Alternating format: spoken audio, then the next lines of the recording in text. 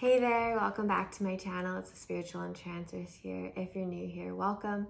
Today I wanted to take some time under the full moon in Gemini, as I'm filming it here today, to tell you a little bit about the things that I'm releasing at this moment under this full moon, and really clearing my energy going into the new year and preparing for winter solstice. One thing that I learned this year, and I think that is important for other people to understand as well, is expect the unexpected. We have no idea what's going to happen tomorrow. And we don't know when something's happening, if it could be good or bad. Based on our current or past experiences, we might label it as one thing and it turns out to be a whole other thing.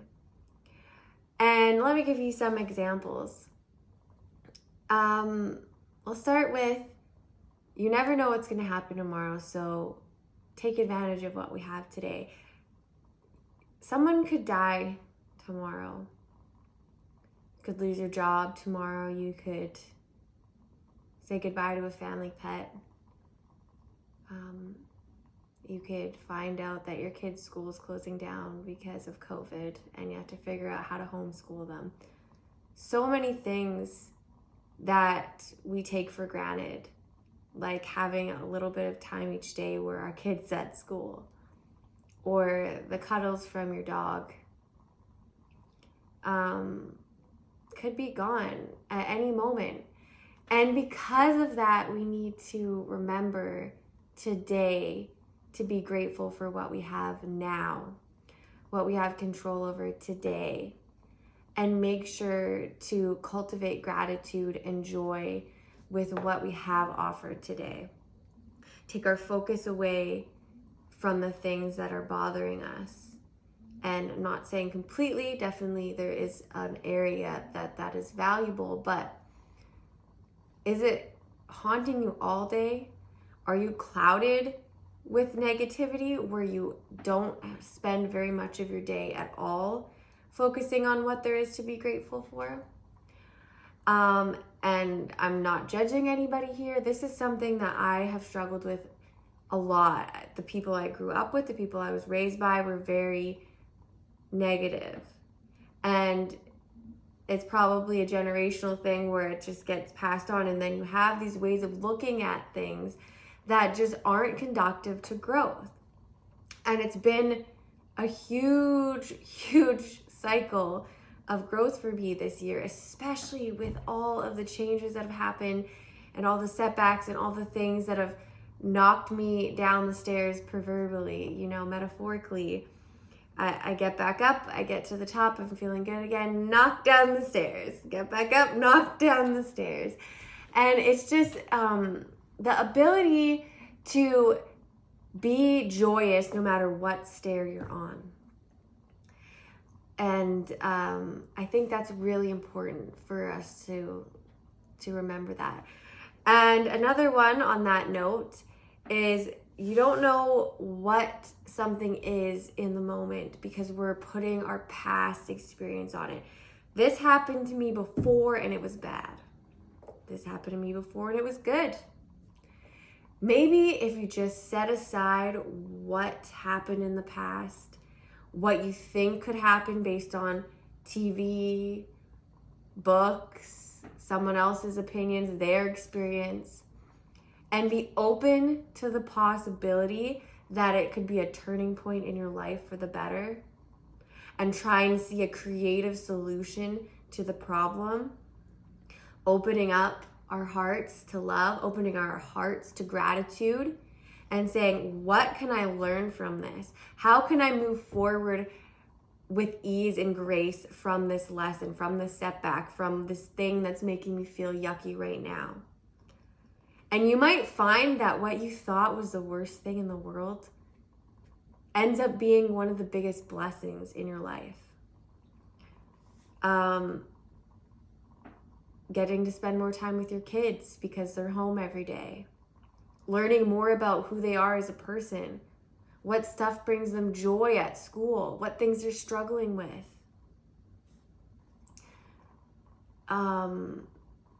Losing a job, finding out what really makes you passionate today, finding out what you enjoy doing.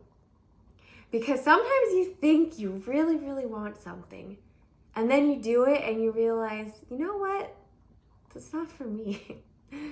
It's not for me. Or the other way around, you think, oh, this is whatever. I don't know if I'd like that. And you're going over the pros and cons in your head, and some of the things you're just like, well, I don't know. And then you do it and you're realizing how calm you are and how much more joy you're getting out of your day because you're not engaging in activities that aren't in alignment with who you are.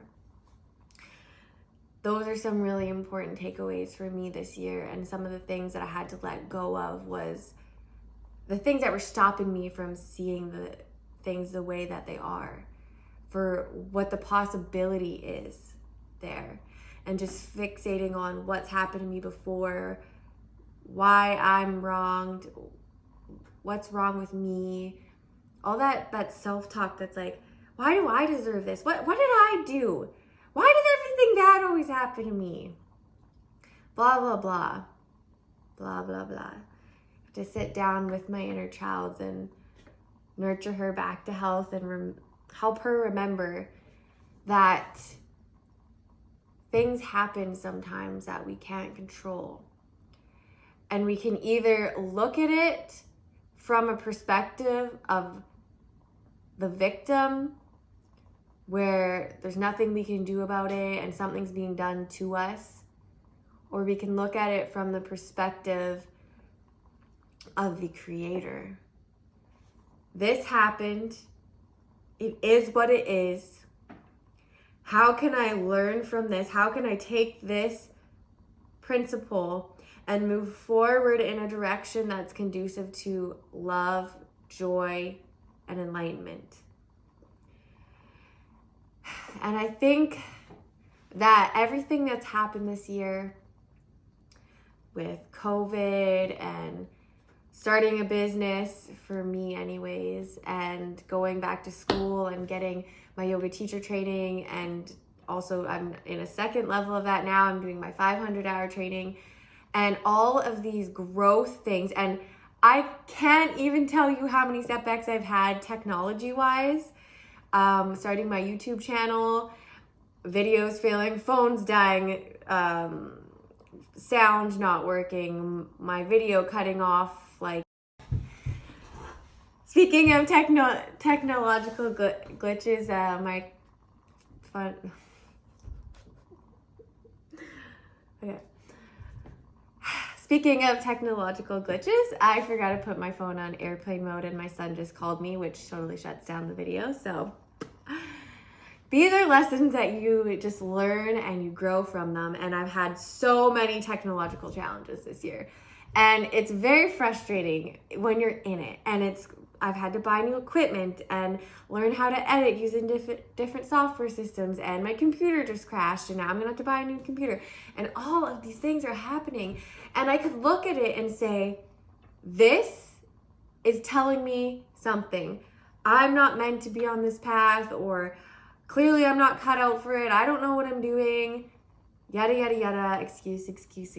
But the truth is, I deeply am passionate about this channel and about putting quality yoga content out there, creating yoga courses that help inspire people, enrich their lives, giving them different methods to use to overcome their own mental chatter, to overcome their own obstacles so that they can take charge in their own lives.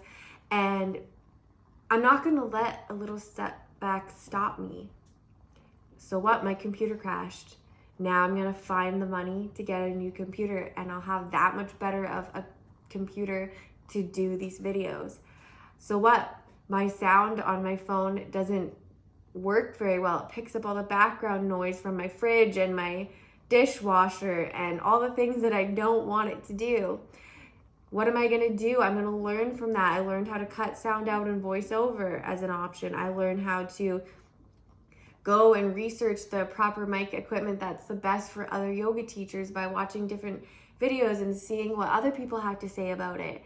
And I can just look at that side of things and really inspire myself to move forward and progress in my life. And I progressed so much this year based on like 2 years of absolute torture of me being in this spiritual growth stage where I realized I'm the creator of my own destiny, to, oh my gosh, creating my own destiny is harder than I thought it was gonna be. The romantic stage of that notion is a little bit over. And then pulling through the darkness of that, pulling through the shadow aspect of spiritual enlightenment and spiritual awakening, and going after your own destiny, and coming out to this side of things that I can choose not only what my job is and how much money I'm gonna make and what I'm gonna do with my life, but I can choose how I'm gonna feel. I can choose how I'm gonna react to a situation. I'm gonna choose how to be a mother to my son. I'm gonna choose how to see the people who brought me into this world. I'm not gonna see everything they did wrong anymore. I'm gonna choose to focus on what they did right.